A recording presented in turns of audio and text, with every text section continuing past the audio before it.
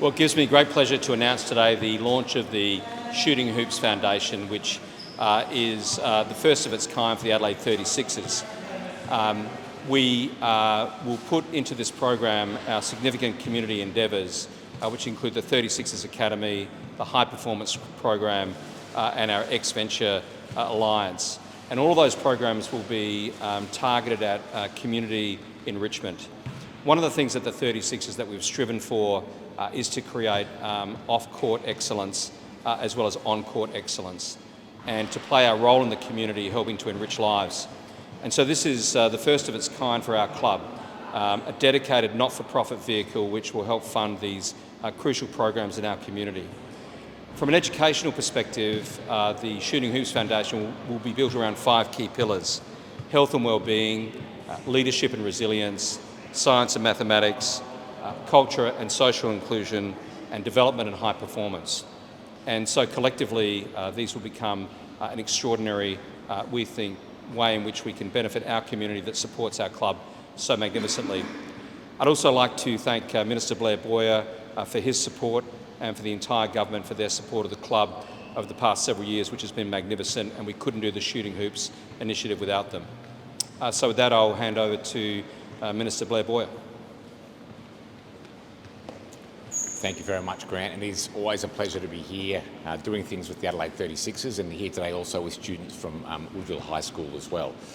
Grant summed it up well.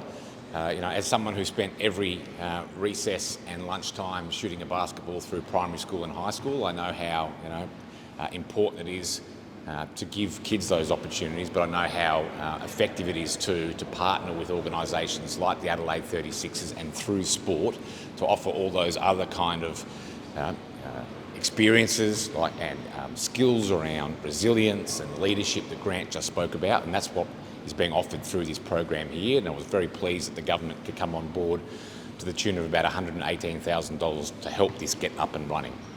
We also know, though, that one of the great challenges that we have, I think, in modern society, particularly around schooling, is keeping young people actually engaged. And it has become harder, I think, than ever to keep those young people who might be on the brink of maybe becoming disengaged from their schooling and pulling away, really keen to be showing up and involving themselves in the kind of programs like this, but building the kind of skills they need, not just to finish their schooling, but even more importantly, probably in life after school. And that is particularly things around resilience, especially given the kind of parlous state of young people's mental health these days. Building skills around resilience and leadership is more important than it's ever been. But being able to do it through something like basketball is really powerful and really effective. And I think it's the 36ers, Grant and his team, have to be commended. They have remained, despite how big they are as a club, they have remained grassroots focused. And it's amazing, I feel, that I can stand here with our state's team, an NBL club, that is willing to partner with our public high schools like this. I mean, what a thrill for our kids and those students here from Woodville High School to be actually part of the Adelaide 36 family as well. And I'm particularly proud as Minister to be able to give kids in the public education system that fantastic experience. Blair, can I just ask, what's the best case scenario for the foundation for kids and what it can look like get older and graduate and go from there? Exactly. I mean, these are experiences of a lifetime, really, for these kids. I mean, I can only imagine as a young person who grew up going to public school as well, admittedly over the border, but the opportunity to be linked in some way to an NBL club like that, with such a high performance club, and learn from the lessons that club imparts onto its players is an incredible opportunity, and I think we'd all like to see it grow. So we've got a number of schools partnering now like Woodville, but we would like to see that grow. So I think this is a really fantastic start in terms of sort of providing an evidence base about how effective it can be, and I'm confident it will be, and then we all look at what we can do in the future to giving more South Australian high school students the opportunity to be part of something like this. But I just think it reflects really well on the 36ers that they are willing to be involved with the education department right down to a grassroots level like this, where high school students can be part of an incredible program.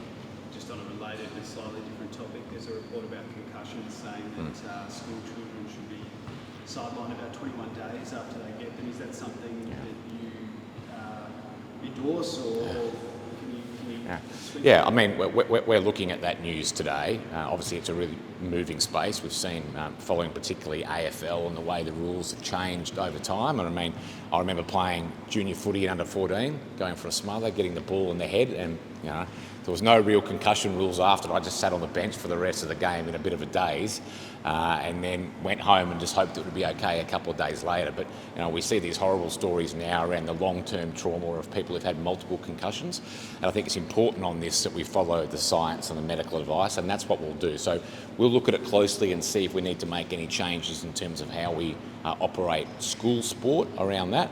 But as someone who loves sport and wants our kids out there playing sport and wants to be able to reassure parents that they'll be safe when they do that, we'll look very closely at this. Yeah, sure. Yep. Basketball things as well. Sure. Just going back a step, DJ re-signed for 3 years, a massive move for the club. How pleased were you to be able to get him locked in as a cornerstone for things going forward?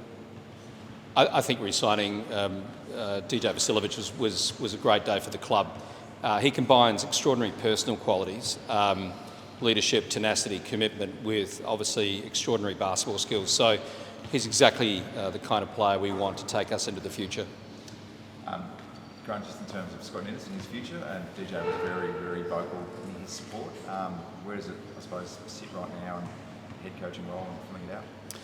Yeah, obviously the turnaround that Scott has engineered has been nothing short of extraordinary. He inherited this team with 4 wins, 9 losses. We're now 10-14 with a chance of finals, which is an extraordinary effort. We have said consistently that we will not distract the team at the moment, but we will make an announcement following the end of the season. And so we'll keep it at that for today. But obviously we're highly mindful of Scott's extraordinary performance, both on and off the court, and the individual qualities he brings to the role. Hottest team in town, it's 36's game. How does that make you feel when you come out for your 6th sellout? Probably some more sellouts to finish out the season as well. Extraordinarily proud, but I have to say it's nothing to do with me. We've got a great team led by Nick Barbato, which delivers week in, week out. I think the best game day experience of any basketball club in the country, and certainly one of the very best experiences in terms of entertainment. So it's a wonderful testament to the team, and it's also a testament to the South Australian sporting public who back us through thick and thin. We're incredibly grateful for their support, and we hope we can take it one step further in a few weeks' time. Is it hard not to, obviously the sensible thing with the coaching is to wait until everything's said and done at the end of the year. Is it hard not to get excited about what next year could look like? Yeah, of course. I mean, obviously the club has, in the recent past, performed on the court less than we would have hoped. And as a diehard 36ers fan, I feel that more than anyone. So we're heavily aware of that. And I think, having said that, we have to plan methodically for next season. We've turned the corner. That's certainly very encouraging, but there's a lot of work to do in the off-season to retain key players, to ensure we have the right programs in place in terms of strength and conditioning, etc. And we'll be heavily focused on that.